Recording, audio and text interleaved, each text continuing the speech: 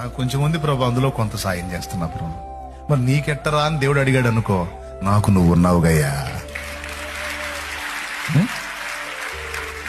నీ చేతుల్లో ఉన్నదంతా పెట్టేస్తున్నావు, మరి నీ పిల్లల భవిష్యత్ ఏంటి అన్నాడు అనుకో ప్రభు, ఏమంటావు నువ్వు?